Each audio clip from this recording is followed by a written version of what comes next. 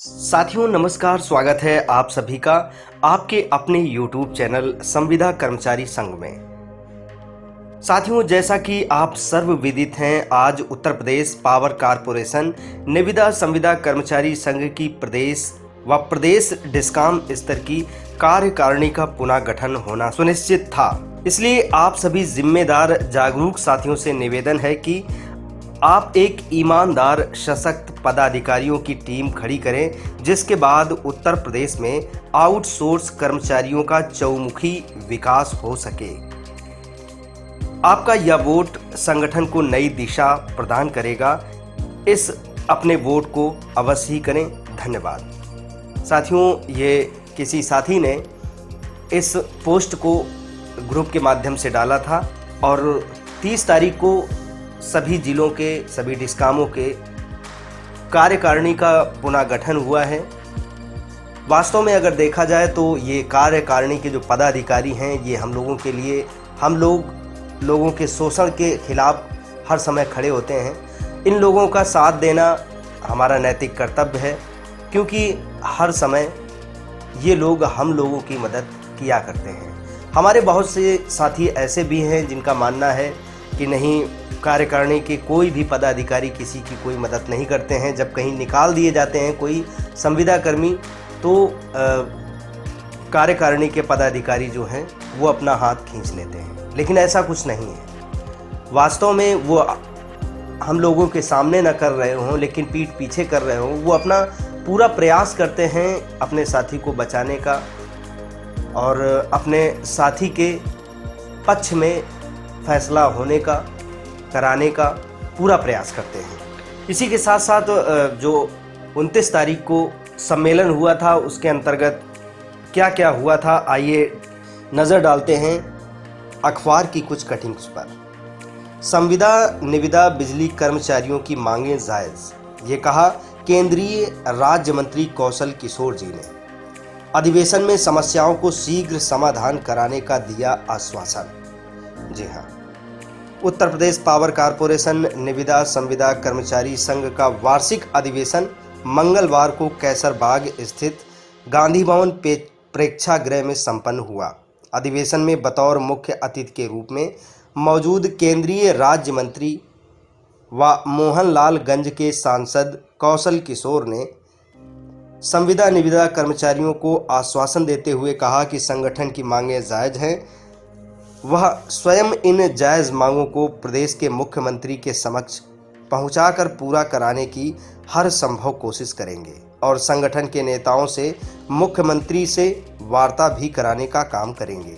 जी हाँ साथियों, ये कौशल किशोर जी जो है, ये मुख्य संरक्षक हैं उत्तर प्रदेश पावर कारपोरेशन निविदा संविदा कर्मचारी संघ के। तो ज़रूर ही ये हम लोगों की पूरी मदद करेंगे और मदद करते आए भी हैं। कुछ कारण बस ये पिछली बार जो धरना हुआ था, उसके बाद जब इनके घर का घेराव किया गया था, तो लग रहा था कि नहीं, ये हमारी कोई मदद नहीं करेंगे। ये जब से वे सांसद बन गए हैं, तो तब से मतलब हम लोगों की तरफ कोई रुझान नहीं, ना कोई ध्यान है।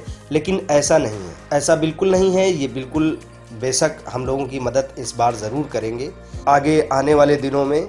इसी के साथ साथ डालते हैं दूसरी खबर पर नज़र। कर्मचारियों की समस्याओं का समाधान होगा, ये कौशल किशोर जी ने कहा है। और भी हमारे कई साथी, कई नेतागण इस सम्मेलन में भाग लिए थे।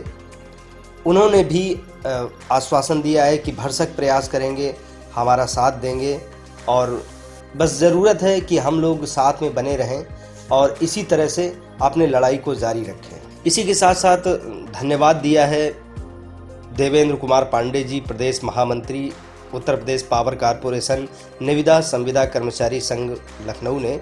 इन्होंने लिखा है, उत्तर प्रदेश पावर कारपोरेशन निविदा संविदा कर्मचारी संघ लखनऊ के द्विवार्षिक सम्मेलन में प्रतिभाग करने वाले सभी साथियों को बहुत बहुत धन्यवाद।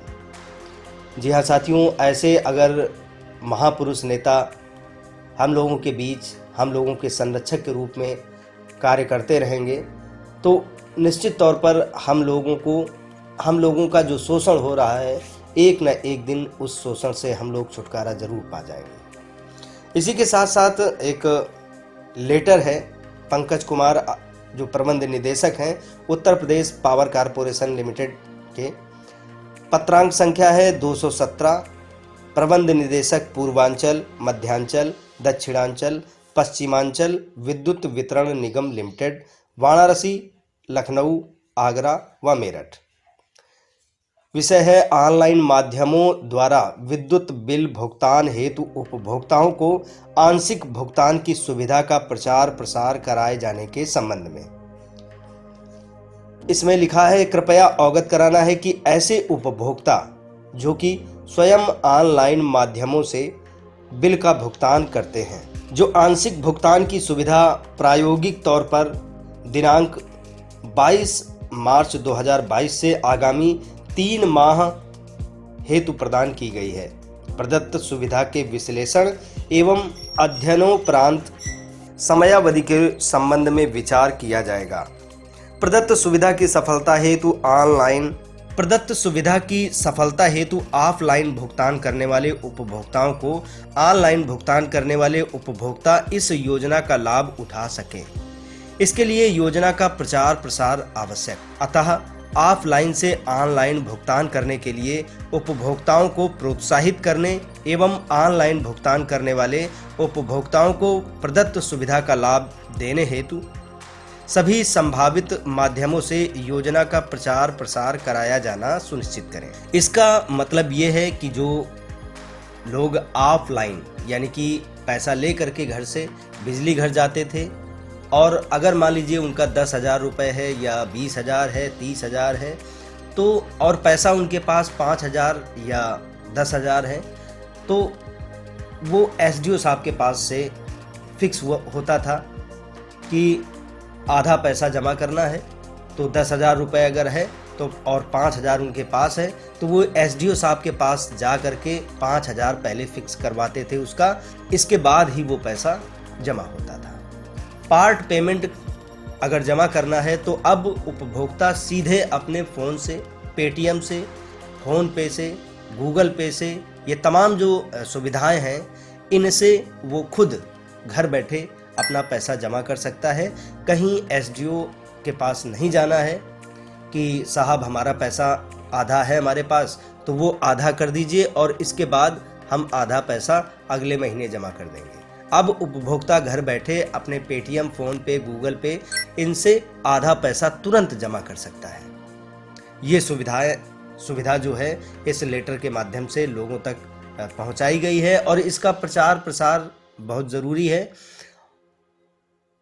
और जब प्रचार प्रसार होगा तभी इसका उपभोक्ता लाभ ले पाएगा। अच्छा, अब प्रचार प्रसार करेगा कौन?